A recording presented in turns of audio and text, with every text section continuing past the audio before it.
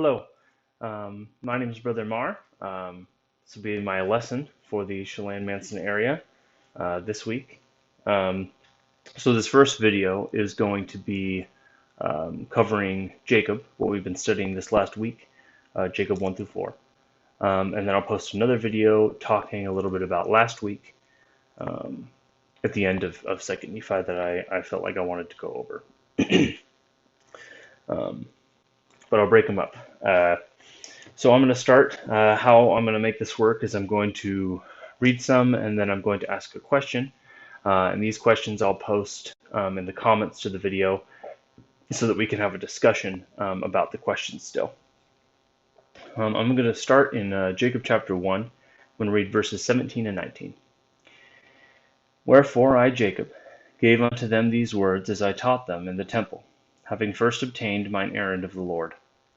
And we did magnify our office unto the Lord, taking upon us the responsibility, answering the sins of the people upon our own heads, if we did not teach them the word of God with all diligence. Wherefore, by laboring with our might, their blood might not come upon our garments. Otherwise their blood would come upon our garments, and we would not be found spotless at the last day. The hour he's referring to is his brother Joseph, who's also with him in this. He mentions magnifying his office, or as we commonly say in the church nowadays, magnify our callings.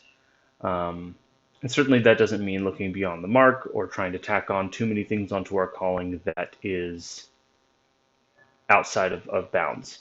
But that'll be the first question is, what can we do to magnify our callings? And specifically, how can we kind of look at our callings and find ways to fulfill our callings to their fullest and to take them as seriously as Jacob takes them here. So that'll be the first question. Next, I'm going to jump to the end of Jacob chapter 2 and the beginning of chapter 3. Jacob is gathering the members of the temple, and the Lord has instructed him to talk about some pretty tough stuff that he doesn't necessarily even feel comfortable talking about. But he knows that it's the will of the Lord, and he knows that it's something that he has to talk about. So I'm going to start in verse 31. For behold, I, the Lord, have seen the sorrow and heard the mourning of the daughters of my people in the land of Jerusalem, yea, and in the lands of all my people, because of the wickedness and the abominations of their husbands. And I will not suffer, saith the Lord of hosts, that the cries of the fair daughters of this people, which I have led out of the land of Jerusalem, shall come up unto me against the men of my people, saith the Lord of hosts. For they shall not lead away captive the daughters of my people, because of their tenderness, save I will visit them with a sore curse, even unto destruction. For they will not commit whoredoms, like unto them of old, saith the Lord of hosts. And now behold, my brethren, ye know that these commandments were given unto our father Lehi. Wherefore ye have known them before, and ye have come unto great condemnation, for ye have done these things which ye ought not to have done. Behold, ye have done greater iniquities than the Lamanites our brethren. Ye have broken the hearts of your tender wives, and lost the confidence of your children, because of your bad examples before them. And the sobbings of their hearts ascend up to God against you. And because of the strictness of the word of God, which cometh down against you, many hearts died, pierced with deep wounds.